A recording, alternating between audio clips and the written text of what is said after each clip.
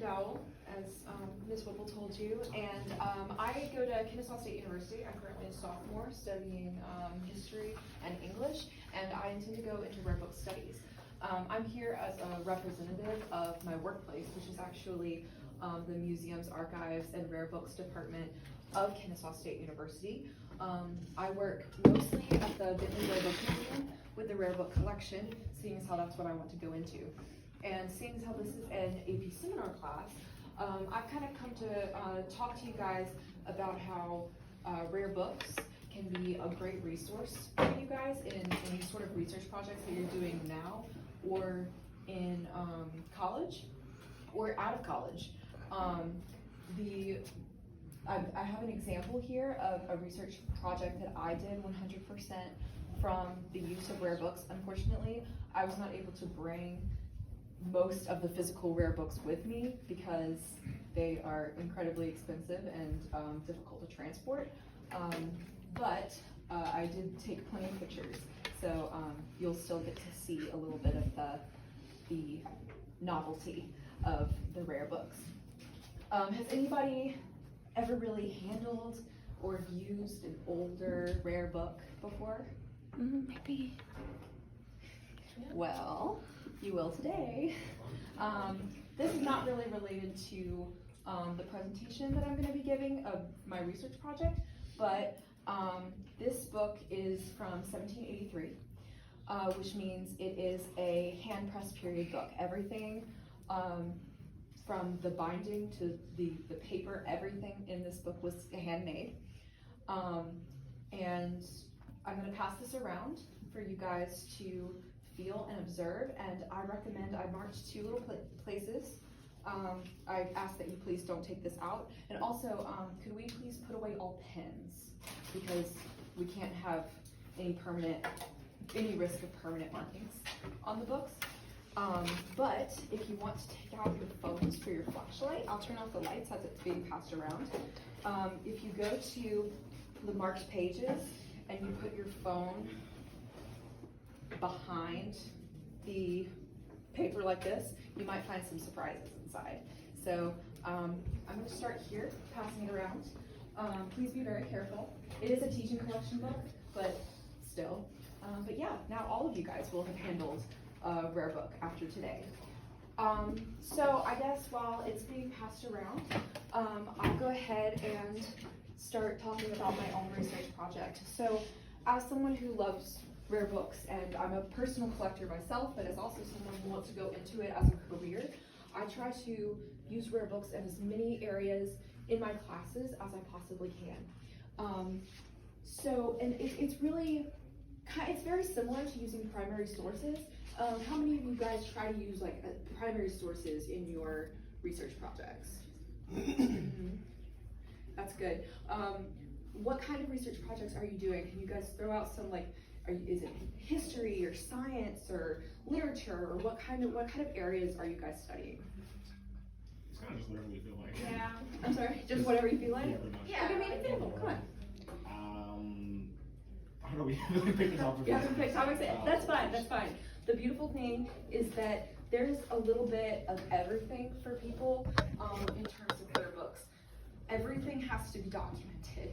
So you can pick really niche topics.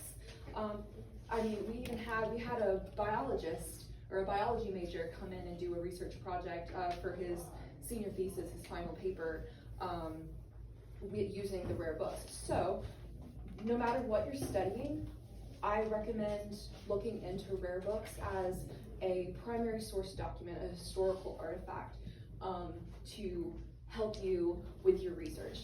I do want to also make it clear that a lot of what you can find, and I can give you guys this information afterwards, a lot of these resources can be found digitized online. You don't have to have the physical book when you're examining the content.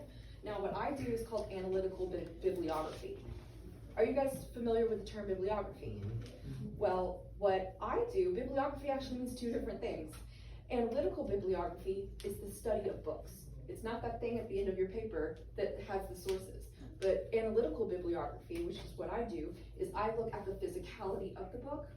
Kind of what you guys are going to be doing when you pass it around and look at the secrets inside. I look at the bindings. I look at the paper. I look at all kinds of things like that. The ink, but they're worth more than just their physicality. They can also be incredibly helpful in terms of their content, and that's kind of what I'm going to be showing you with my research project here. So essentially, I put together an entire research project just kind of going through Latin American identities and the evolution of Latin American identities through the small collection of Latin American based texts that the Bentley Rare Book Museum has. So there you go. I'm going to start with some pieces here and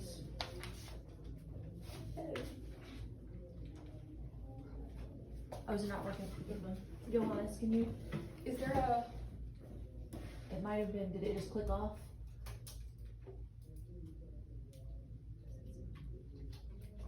See. sorry? No, you're fine. You got it? Oh, okay. That's too far. Too far. Oh, yeah. Hey, it's okay. It's okay. Okay. So we're gonna be starting with kind of looking at European perspectives, because a lot of what we have documented, the earliest documentation, is European perspectives, because a lot of the Latin American cultural identities were passed down through oral history, which we don't have a lot of that documented, and we don't specialize in Latin American studies at Kennesaw State University, so we don't have a whole lot related to that, but what we do have relates mostly to the European side because of the colonization and imperialism that was going on. And then I'm going to get into the more modern, how Latin American peoples are kind of taking back their identity and defining it for themselves. Okay, so the first piece I have to show you is called Indians of South America. We call this the DeBry piece because what's really unique about this piece and what's really important about this piece are the illustrations and engravings done by Theodore DeBry. This book was published, and these engravings were published in 1593, and the book is in German. So I don't read German, I don't know what it says, but it's still very important. You can still use the visuals of the illustrations in your research, even if you don't know the language. So the very clear thing here with the DeBry piece is that he had never seen Latin American people before. He had never been to Latin America. He had nothing to go off of. So he just kind of drew what he wanted. He went with his imagination and what he thought the Latin American people looked like and did and acted. So you can see, but mostly what he did was, or what scholars have studied, is that he changed the physicality of the people to look Greco-Roman, because that's all he knew. He didn't know what Latin American people looked like. They're all white, they're all very muscular in the Greco-Roman way, but they also are very violent and depict very violent acts, kind of showcasing that sensationalism and the violence that a lot of people attributed to barbaric people. The point was to show that they were incredibly primitive to the standards of the time. Not to say that's true. We'll see another example later where you can put, where we'll put two books in conversation with one another and show how they differ in telling the perspectives. The DeBry piece is really interesting because has anybody in here read The Tempest by Shakespeare? That's okay, that's okay. It's not really very common in high school classrooms, But, and it's not important that you know the story or anything, but what's important is that Shakespeare would have read and used Debray to know what Latin American peoples were like.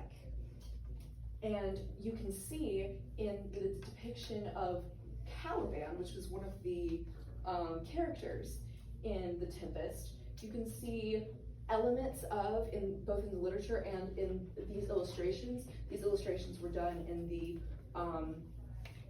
18th, 19th century. You can see the Debray pieces being reflected through the character of the Caliban. So you can see how Debray's text was perpetuated through other texts, most famously Shakespeare's The Tempest. Here are some more pictures, mostly of the cannibalism, and I'm not going to repeat myself too much because I already kind of went through it, but we'll get back to this when we compare, but essentially the point to take away is it's very chaotic, it's very dramatic, it's meant to be very sensational, very, oh, look at all the violence that they're doing. Before we compare, I do want to get into a little bit of how the Western ideas have been perpetuated throughout history. I do have a video, if that's okay, Ms. Whipple? Yes, ma'am. And this atlas, this is actually, I was able to bring this because this is from my personal collection. This is an atlas from 1946, and you'll see both on the picture here and, let me get to it, sorry. Okay.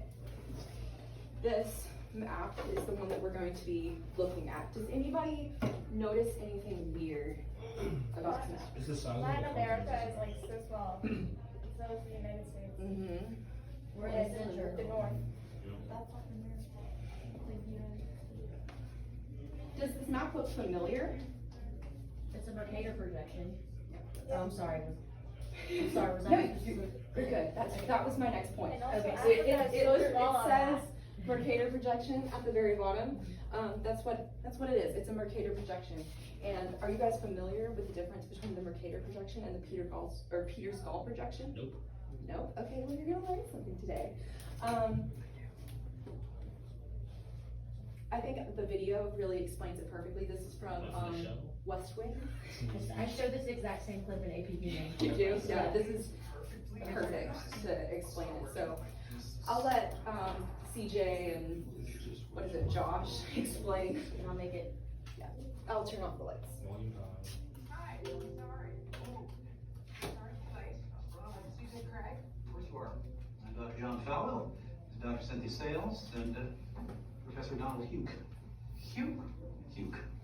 Okay, and you are the Organization of Cartographers for Social Equality. Well, we're from the OCSE. We have many members. How many? 4,300 dues-paying members. What are the dues? And $20 a year for the newsletter. Let's start. Wait, I want to see this. This is Josh Lyman. You are. Josh, this is Dr. Fallow, and Hi. Hugh's very men. Yes. Should we begin? Yes. Plain and simple, we'd like President Bartlett to aggressively support legislation that would make it mandatory for every public school in America to teach geography using the Peters projection map instead of the traditional Mercator. Give me $200 and it's done. Really? No. Why are we changing maps? Because CJ, the Mercator projection has fostered European imperialist attitudes for centuries and created an ethnic bias against the Third World. Really? The German cartographer, Mercator, originally designed this map in 1569 as a navigational tool for European sailors. The map enlarges areas at the poles to create straight lines of constant bearing or geographic direction. So it makes it easier to cross an ocean. But Yes. it distorts the relative size of nations and continents. Are you saying the map is wrong? Oh dear, yes. Now look at Greenland. Okay, Now look at Africa. okay, The two land masses appear to be roughly the same size. yes.